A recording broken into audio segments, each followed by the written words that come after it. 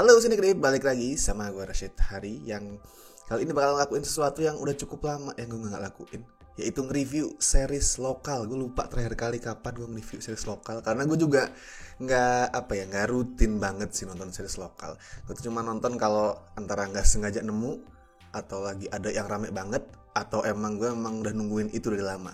Dan yang bakal gue review kali ini adalah Lost Men Melati The Series yang tayang di Catch Play sejak 17 Agustus kemarin ya. Total tuh bakal ada 7 episode nanti, tapi yang udah rilis sekarang adalah 3 episode pertamanya, udah tayang di Catch Play dan bisa lo tonton secara free. Gratis ternyata 3 episode pertamanya ini, dan nanti 4 episode sisanya tuh bakal rilis mingguan. Tiap Kamis sih tertulisnya di sini di Catch Play. Tapi buat sekarang gue mau review dulu 3 episode pertamanya, soalnya gue suka banget 3 episode pertama ini. Nggak sempurna tapi overall gue suka banget. Kalau cerita sih series ini ngelanjutin filmnya ya. Lost Men Melati kan pertamanya tuh film tuh kemarin tahun ini, awal tahun ini. Jadi ini semacam sequel lah. Udah gue review versi filmnya, bisa lo tonton di sini. Dan di review itu gue sempat mention gimana salah satu kekurangannya adalah emang di narasi, yang gue rasa lebih cocok buat dijadiin series. Soalnya formatnya episodik, jadi kayak antologi gitu, beberapa cerita dari karakter yang beda-beda tuh jadi satu. Dan cerita itu berdiri sendiri-sendiri, cuman disatuin sama settingnya, yaitu di Lost Men Melati. So gue bersyukur sequelnya pakai format series, soalnya lebih cocok emang jadi series. Dan series ini emang statusnya sequel ya, ngelanjutin cerita filmnya. Tapi buat lo yang belum nonton filmnya, bisa tinggal cek recap 2 menit yang ada di Catch Play sih. Gue udah cek itu dan buat gue tuh udah ngerangkum poin-poin penting yang wajib lo tahu sebelum nonton seriesnya. Soalnya di versi film tuh ceritanya, penelusuran mitologinya tuh belum terlalu dalam-dalam banget. Baru beneran mulai dieksplor secara lengkap tuh di seriesnya. Jadi misalkan lo males nonton filmnya, lo bisa lah ngecek recap 2 menit itu. Intinya sih ini tentang Lost Men Melati, punya Madam Melati of course, yang dia kelola sama asistennya, si Golok namanya. Jadi Lost Men Melati itu angker, banyak fenomena aneh, banyak makhluk misterius, karena Lost Men itu kena kutukan. Sebuah kutukan yang nyebar akibat eksperimen Dr. Sinting bernama Kusno hampir seabad yang lalu. Jadi alurnya tuh dibagi kedua timeline. Pertama tahun 1900 pas Melati masih kecil dan tinggal di rumahnya Kusno yang kelak bakal berubah jadi Lost Men Melati. Timeline ini nyorotin asal muasal kutukan tadi. Sedangkan timeline kedua itu tahun 97 settingnya, tentang tamu-tamu yang mampir ke Lost Men Melati. Semua tamu itu punya masalah.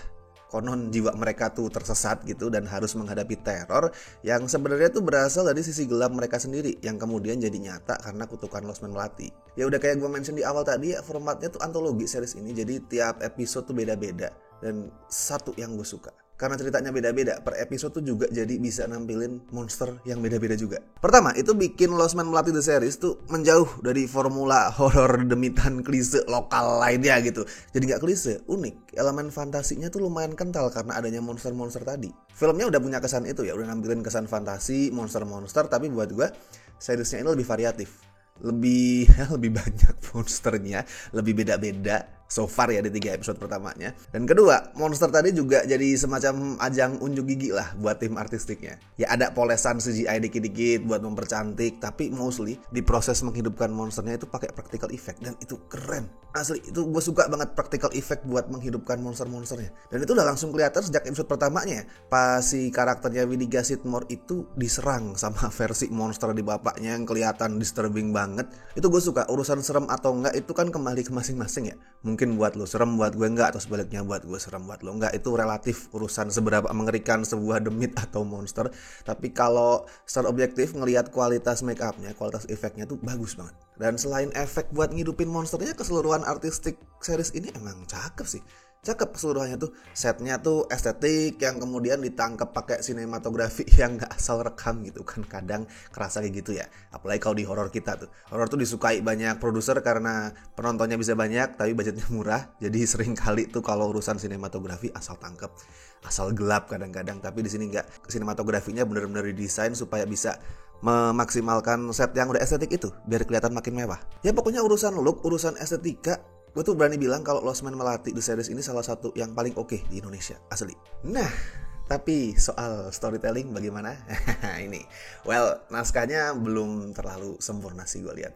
Satu kekurangannya yang paling kerasa adalah sering draggy gitu. Di beberapa titik jalannya adegan, jalannya situasi itu agak kelamaan, harus diakuin. Dan polanya juga rada repetitif sebenarnya di tiap episode tuh. Jadi selalu tamu datang, terus kemudian dibawa ngobrol sama Madam Melati, diinterogasi di situ. Terus kemudian mulai diantar ke kamar, dan sebelum masuk ke kamar tuh si tamu akan kaget karena ngelihat lukisan yang bisa gerak, yang hidup, sebelum kemudian akhirnya dapat teror dalam kamar. Polanya tuh kayak gitu. Nah, makanya gue suka banget tuh di episode 3. Episode 3 itu judulnya apa sih tuh? Cinta Ibu vs Wewe Gombel. Itu gue suka loh. Episode 3 tuh gue suka banget. Soalnya di situ di episode 3 itu pola tadi, pakem yang agak klise ya bisa dibilang agak formulaik itu bener-bener dirombak. Di situ Imelda Therin meranin tamu Lost Man, dan kalau biasanya si tamu itu pas datang kemudian ngerasa anjir ini Lost Man aneh banget ya, antik tapi aneh, orang-orangnya aneh. Di sini enggak. Di sini malah sebaliknya. Pas si karakternya Imelda Therin itu datang kemudian ngobrol sama Madam Melati, yang biasanya kayak tadi gue bilang ya, kesannya adalah si tamu itu diinterogasi, diintimidasi sama Madam Melati. Di sini enggak. Justru Madam Melati yang dibikin waspada sama karakternya si Imelda Therin. Soalnya karakternya misterius. Kita tahu sebenarnya ya, dari judulnya aja udah ketahuan sebenarnya itu si Imelda Therin sebenarnya siapa. Tapi intensitas yang terjadi di obrolan mereka berdua tuh gue suka. Karena obrolannya tuh bukan satu arah, bukan kayak tadi gue bilang Madam Melati mengintimidasi si tamu, tapi jadi dua arah. Mereka berdua tuh seolah kayak apa ya, berusaha menelanjangi gitu, menelanjangi satu sama lain. Lo sebenarnya tuh siapa sih? Apa sih maksud lo datang ke sini? Terus sebenarnya Lost Man ini apa? Rahasia apa yang ada di sini tuh mereka saling menelanjangi, gue bilang ya, berusaha menyerang satu sama lain lewat kata-kata. Itu gue suka. Itu beda dibandingin formula episode-episode lainnya. Dan obrolan mereka juga jadi menarik karena acting dua pemainnya, Imelda Therin sama Alexandra Gottardo. Kayak ada magnet yang narik gue buat ngasih perhatian total ke obrolan mereka. Mungkin kalau biasanya ada obrolan antara Madam Melati sama tamu, gue cuman liatin dengan oke. Nah yang di sini tuh gue gue terpaku melihat mereka berdua. Ya soal acting, Alexandra Gottardo masih keren banget sih di sini meranin Madam Melati. Karismatik, misterius, pengen gue sembah, culik aku Madam Melati. Tapi di luar sisi misterius dia, di sini mulai diliatin juga nih sisi personalnya Madam Melati, sisi dia yang lebih rapuh, nggak cuman madam-madam pemilik Lost Man yang serem. Mulai kelihatan sisi dia yang lebih personal. Terus pemain lainnya juga oke, Widi Gassitmore oke, dan of course Kiki Narendra the best sebagai Kusno yang sinting. Tuh gue nungguin banget nanti 4 episode terakhir pas dia itu semakin menggila dan porsinya makin banyak. Kalau skor, skor buat Lost Man Melati The Series, well, gue kasih ya 7,5 dari 10 lah. Ini cakep, pokoknya lu tonton. Ini lu tonton. Kalau misalkan lu belum pernah nyicipin versi filmnya ya, lu nonton ini lu bakal ngerasa anjir, horor lokal ada yang secakep ini. Karena gue ngerasain itu juga. Dan jangan khawatir kawan-kawan, ini series pendek kok. Dari 3 episode pertamanya tuh rata-rata durasinya sekitar 40-43 menit lah. Dan itu seingat gue belum termasuk kredit ya. Berarti lebih pendek lagi sebenarnya. Oke, lo tonton sisa 4 episode sih. Dan satu yang gue paling penasaran dari 4 episode terakhirnya adalah gimana 2 timeline tadi tuh bakal nyatu. Buat gue itu misteri paling besar di Lost Man Melati. Apa sih yang terjadi sampai kondisi orang-orang di timeline tahun 1900 bisa jadi kayak pas di 1997? Itu apa aja yang terjadi?